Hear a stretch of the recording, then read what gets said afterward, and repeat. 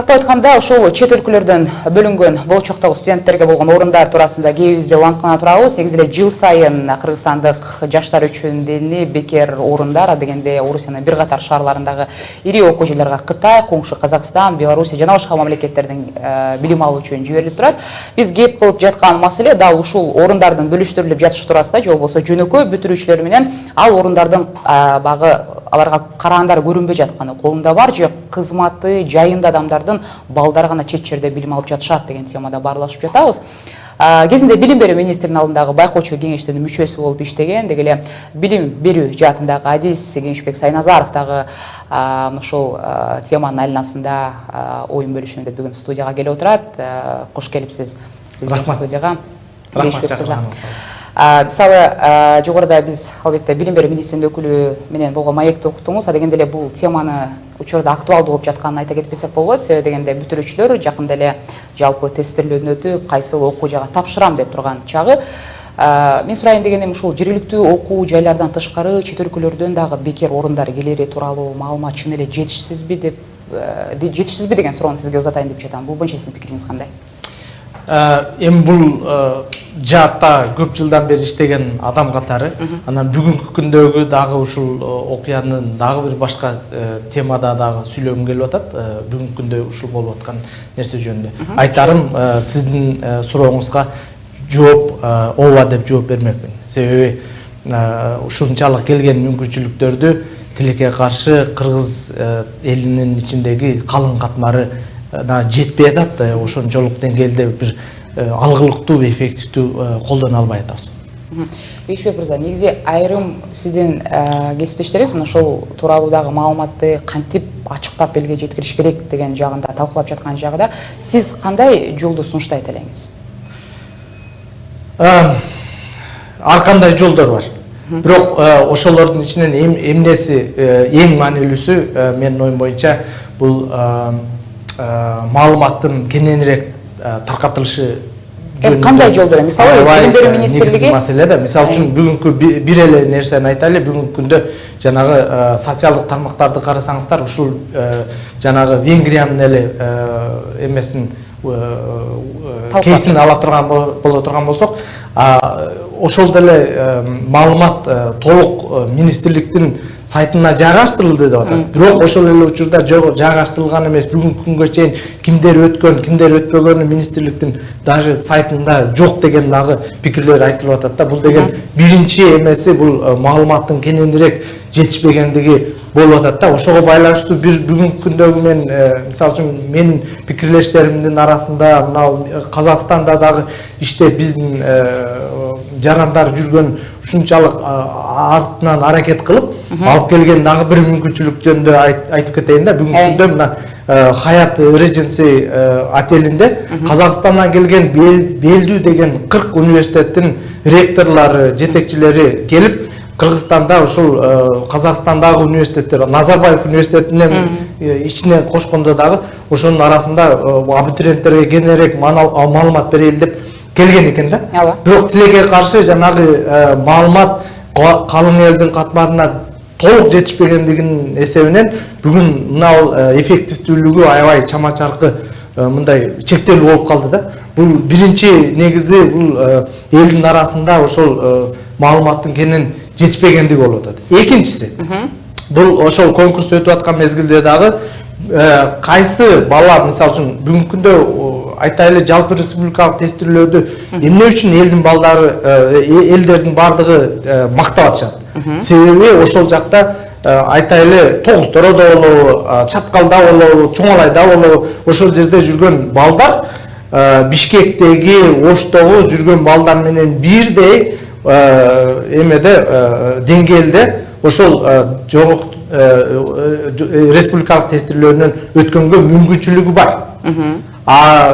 Башка жактан келген мүмкүнчүлүктөргө, мына башка мамлекеттердин ичинде жогорку окуу жайларына өтүүгө эме кылганда, ал жерде чама-чаркы чектелип калып атат да. Бул экинчиси. Анан үчүнчүсү бул тандоо системасы болуп атат. Тандоо системасы канчалык деңгээлде ачык айкын. Бүгүн эгерде ошол ачык айкын болгондо мындай маселе жаралбайт болчу да.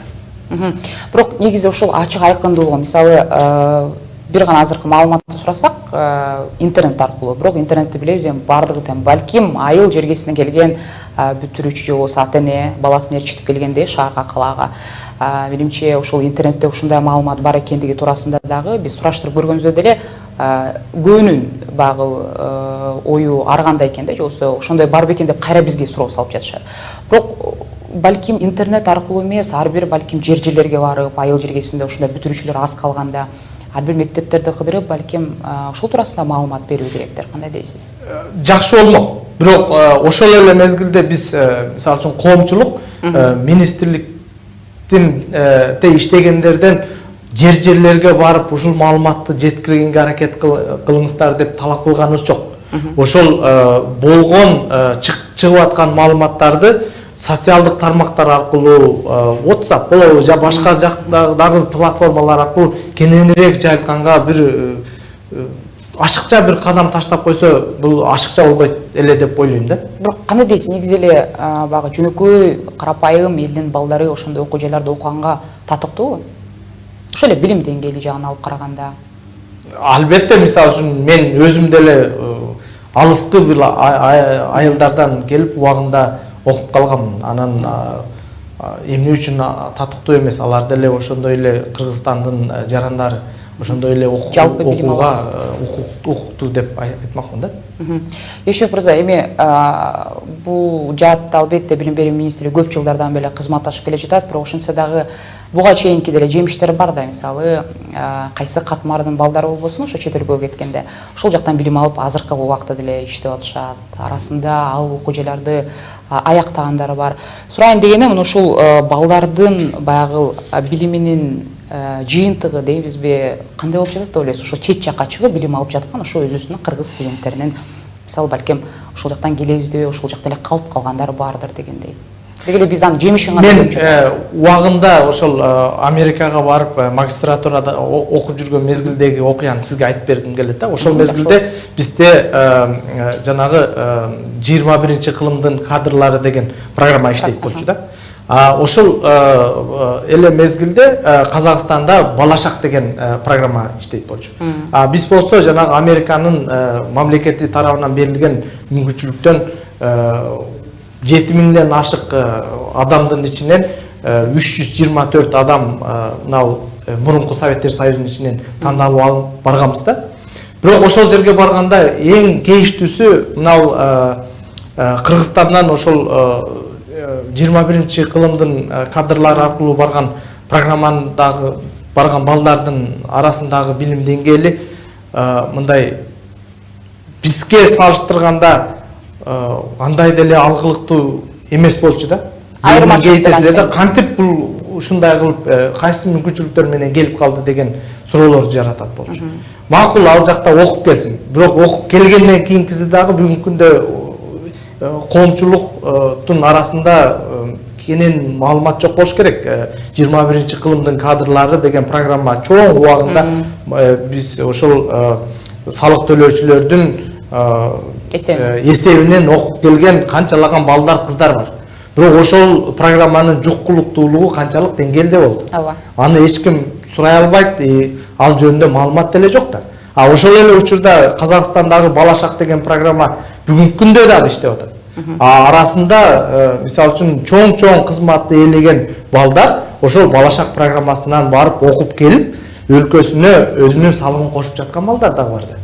Албетте демек ошону жалпылап айтып келе турган болгондо ошол кайра эле барып жанагы тандоо системасы канчалык деңгээлде ачык айкын, канчалык деңгээлде башка балдарга дагы мүмкүнчүлүк түзүлгөн эмес, ошол жагынан суроолорду аябай көп жаратат да. Бирок кандай дейсиз, ушул жаатта мисалы ошол өзүнүн жиберип жаткан жаштарын, студенттерин, ошо кайсы бир мамлекет болбосун, аларды кайрадан өлкөсүнө кайтарып келип, алардын билимин баягы ошол эле өлкөнүн өнүктүрүүсүнө карата жумшоо жана башка ошол сыяктуу саясатты жүргүзүүдө менимче кандайдыр бир кепилдиктер. Ошол программанын өзү кызыктар болуш керек да. Себеби мисалы үчүн жанагы шарттарын карап көрөлү. Балашак программасы менен барган балдар келиш керек, сөзсүз түрдө. Эгерде келбей турган болсо, мамлекет канчалык акча сарптай турган болсо, ошол сарптаган акчаны баланын ата энеси төлөп бергенге милдеттүү болуп, кетеринин астына кол коюп берип, анан кийин кетет. Бизде андай мамлекет тарабынан каржыланган программаларда андай мындай шарт катуу коюлган талап жок го деп ойлойм да.